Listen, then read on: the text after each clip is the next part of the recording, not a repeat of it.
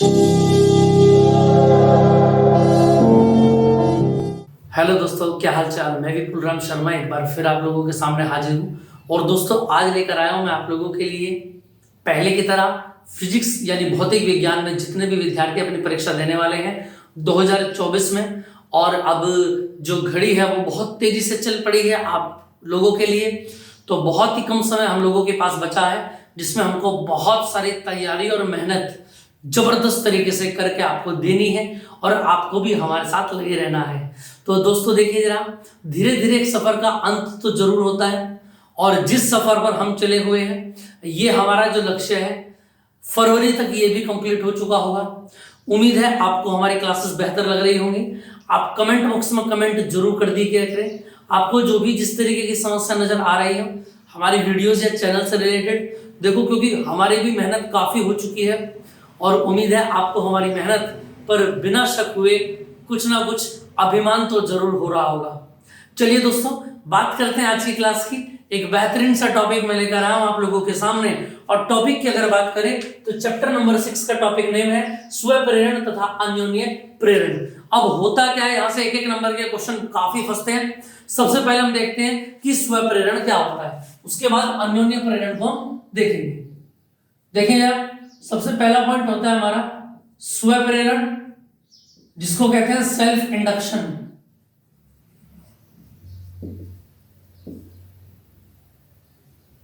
देखो, स्वप्रेरण में होता क्या, अगर मैं आपको बताऊं, जब भी आप किसी कुंडली में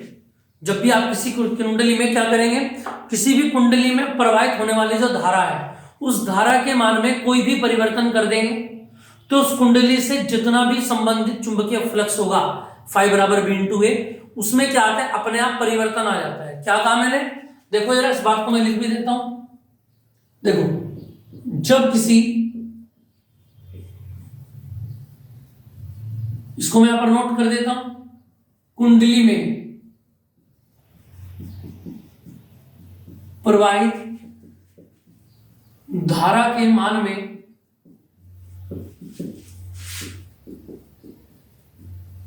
परिवर्तन करते हैं तो कुंडली से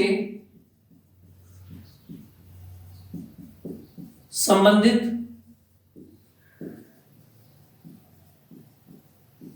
चुंबकीय फ्लक्स में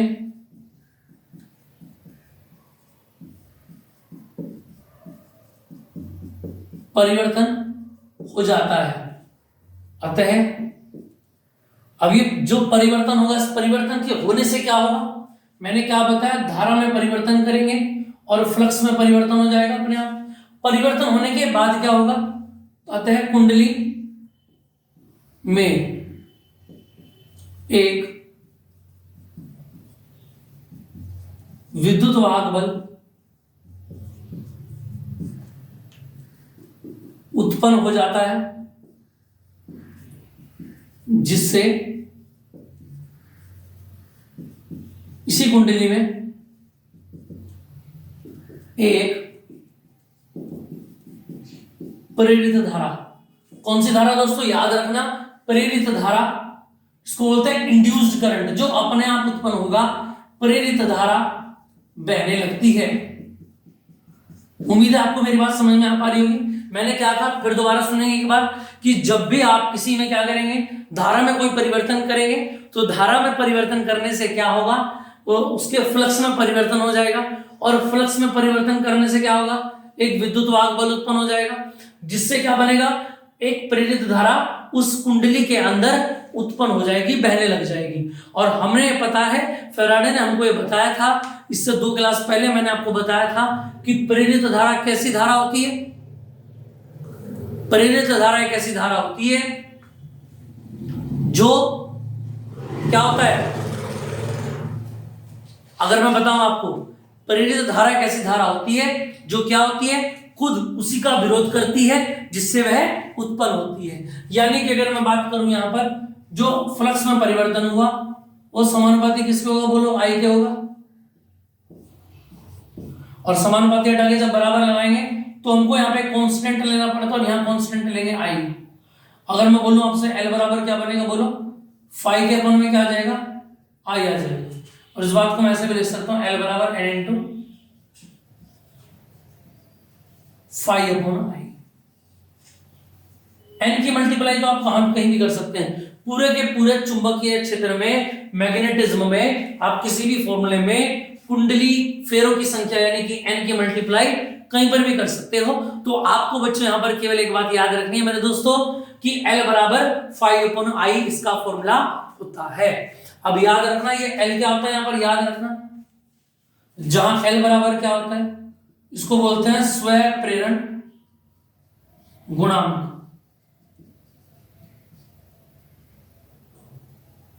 या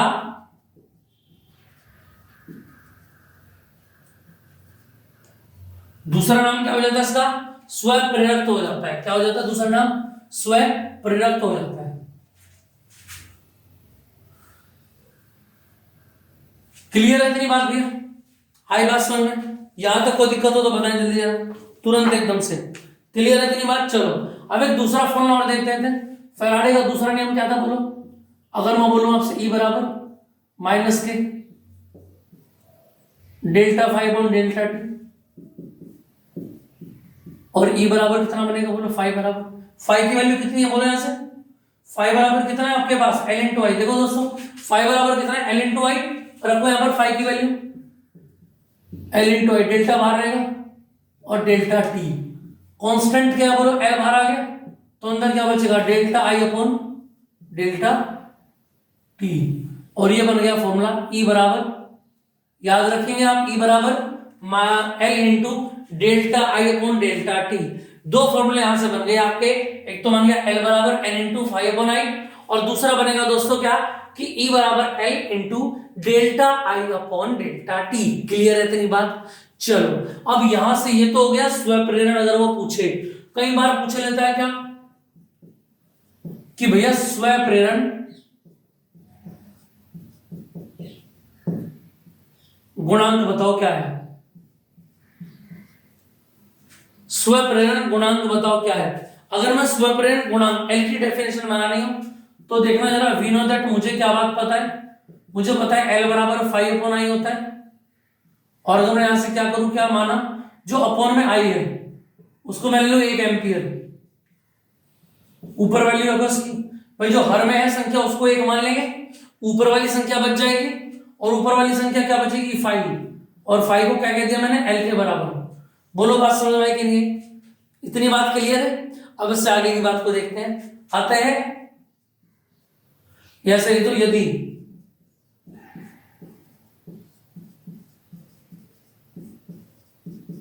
कुंडली में प्रवाहित धारा एकांक हो तो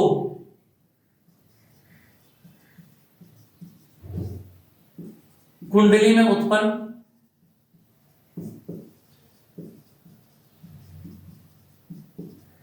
चुंबकीय फ्लक्स में परिवर्तन किसके बराबर होगा दोस्तों, स्व प्रेरण गुणांक के बराबर होगा। इतनी बात क्लियर है। दूसरा फॉर्मूला भी बना देते हैं, इसका बना सकते हैं दूसरा भी, कौन से फॉर्मूले से, देखो ई बराबर क्या होता है, अगर मैं बोलूं आपसे L into delta I upon delta T, मैंने कहा फिर दोबारा से मान लेंगे क्या कि डेल्टा आई बटे डेल्टा टी का मान कितना है बोलो 1, ऊपर रखो वैल्यू ई बराबर, अगर मैं इसकी वैल्यू 1 रख दूं दोस्तों तो क्या बनेगा, ई बराबर क्या बन जाएगा, देखें जरा एल, और ये तो पूरा 1 हो गया, तो ई बराबर किसका आ जाएगा, एल आ जाएगा। यानी इसका मतलब ये होगा यदि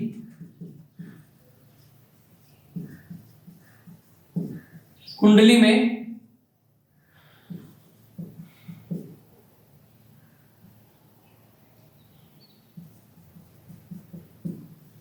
धारा परिवर्तन, देखिए दोस्तों अगर मैं बात करूं यहां पर, यदि कुंडली में, अब देखो डेल्टा है अपॉन डेल्टा टी क्या हो जाएगा, धारा परिवर्तन प्रति सेकंड एकांक हो तो देखो delta I upon delta T को क्या माना मैंने, एकांक मान लिया, यानी कि एक मान लिया। तो याद रखना, तो उत्पन्न विद्युत वाहक बल किसके बराबर होगा बोलो? तो उत्पन्न विद्युत वाहक बल क्या होगा?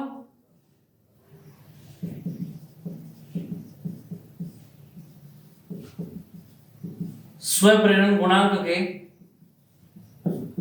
बराबर होगा। क्लियर है?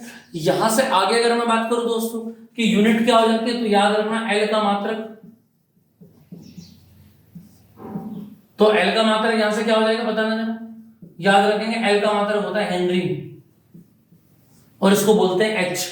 क्या बोलते हैं इसको? एच बोलते हैं। इतनी उम्मीद है आपको इतनी बात समझ में आ गई होगी, इतना आप कंप्लीट कर चुके होंगे दोस्तों। यहां तक कोई दिक्कत हो तो बताएं जरा। इतनी बात क्लियर है?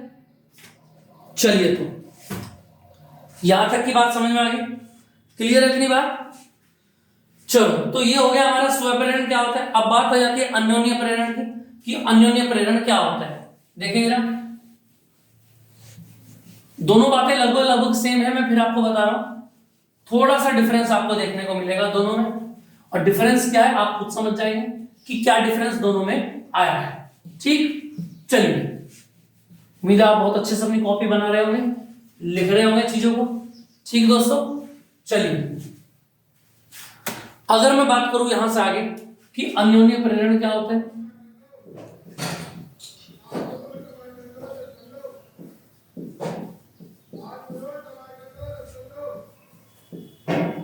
अन्योन्य प्रेरण क्या होता है, अगर मैं बात करूं यहां पर देखना जरा।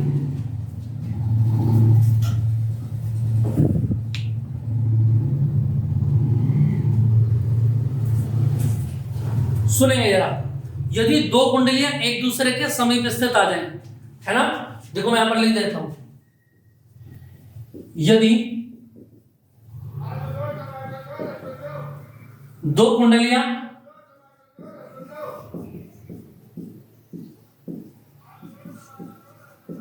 एक दूसरे के समीप स्थित हो तो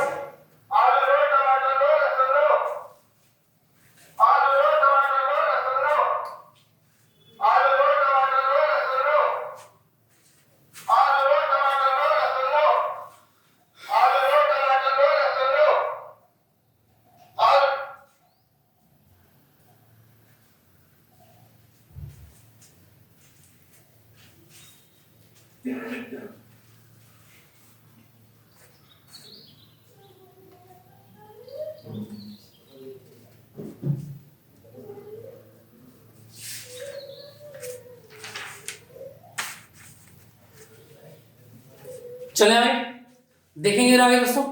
अगर यहां पर बात करें कि दो कुंडली एक दूसरे के समीप स्थित हो, तो पहली कुंडली को याद रखना आप क्या बोलेंगे, प्राथमिक कुंडली, तथा दूसरी कुंडली को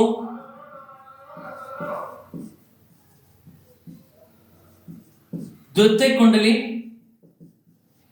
कहते हैं। प्राइमरी कोइल को पीसी बोलते हैं, याद रखना, और सेकेंडरी कोइल को एससी बोलते हैं। क्लियर, याद रहेगी बात? तो पीसी और एससी अगर मैं कहीं पर लिखूं तो याद रखना प्राइमरी कुंडली और द्वितीयक कुंडली की बात हो रही है।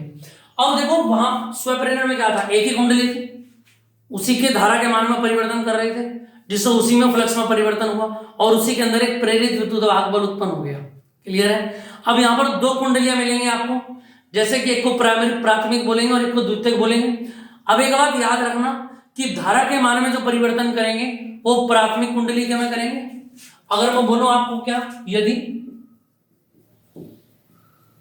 प्राथमिक कुंडली के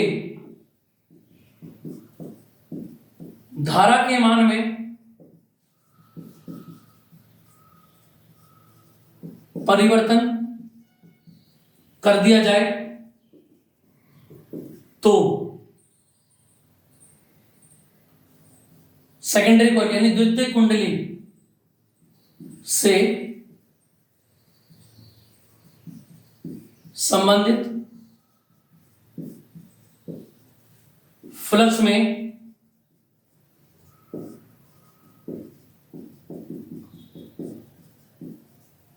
द्वितीय कुंडली से संबंधित चुंबकीय फ्लक्स में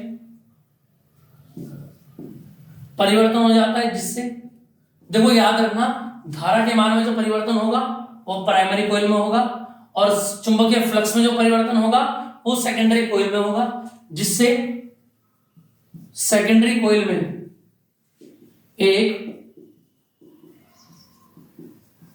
विद्युत वाहक बल उत्पन्न हो जाता है, जिससे सेकेंडरी कॉइल में एक प्रेरित धारा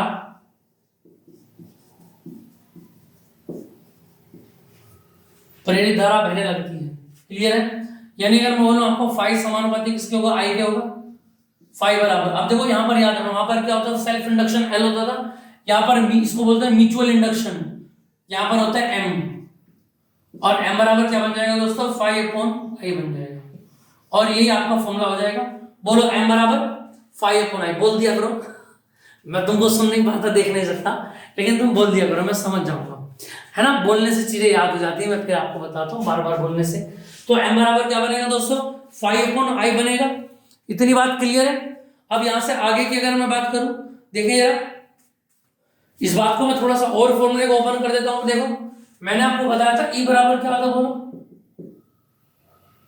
माइनस के delta phi upon delta T, minus तो यहां पर छोड़ देंगे आप, तो देखना जरा ई बराबर कितना आएगा, डेल्टा फाई की वैल्यू बोलो कितना है, एम इंटू आई अपॉन डेल्टा टी, ई बराबर एम बाहर आ जाएगा और अंदर आएगा delta I upon delta T. Clear है इतनी बात? तो ई बराबर क्या हो जाएगा दोस्तों, M into delta I upon delta T. इतनी बात क्लियर है? अब यहां से बिल्कुल पहले की तरह सेम रहेगा सब कुछ। अगर मैं बोलूं आपसे अन्योन्य प्रेरण गुणांक क्या होता है, खाली आ जाए, केवल सिर्फ गुणांक आपसे पूछ लिया जाए तो आपके पास फॉर्मूला है, बताओ जरा एम बराबर क्या होता है। आप मानेंगे आई की वैल्यू कितनी है, 1 एम्पियर, और ये आएगा एम बराबर 5। यानी यदि याद रखना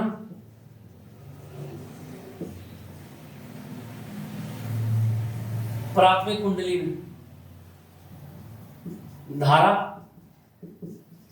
एकांक हो तो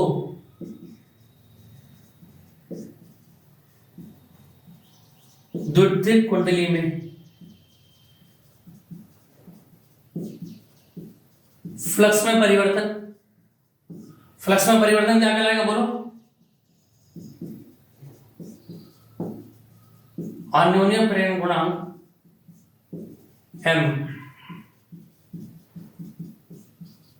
कहलाता है। क्लियर? सेकेंड बात अगर मैं करूं, ई बराबर क्या होता है, बोलो, M into delta I upon delta T. तो यहां से मैं मानूंगा कि डेल्टा आई बटे डेल्टा टी का जो मान होता है वो कितना होता है, 1 एम्पियर पर सेकेंड। तो ई बराबर किसका आ जाएगा, एम की हो जाएगा, और इसका जो यूनिट रहेगा वो क्या रहेगा, हेनरी रहेगा, सेम। ठीक है? अब यहां से आप ध्यान रखेंगे, इसकी डेफिनेशन आप बना के मुझे देंगे और बताएंगे क्या आ रहा है। और जितने भी बच्चे व्हाट्सएप ग्रुप पे जुड़े हुए हैं वो व्हाट्सएप ग्रुप पर इसका फोटो खींच के जरूर भेजेंगे। अपने अपने नोट से एक बार दर्शन मुझे करा देना। व्हाट्सएप ग्रुप में जो नहीं जुड़े हुए हैं वो लिख लेंगे, नोट कर लेंगे नंबर, उस पर मैसेज लिख देंगे अपना नाम 9634519461। क्लियर है इतनी बात? चलो बच्चों, इतनी बात आपको समझ में आ गई होगी। तो ये दो इंपॉर्टेंट टॉपिक मैंने आपको कराए, अन्योन्य प्रेरण क्या होता है और स्व प्रेरण क्या होता है। उम्मीद है आपको बहुत अच्छे से समझ में आ गया होगा।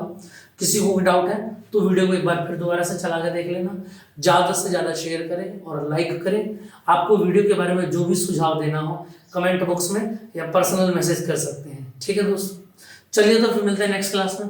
जय हिंद दोस्तों।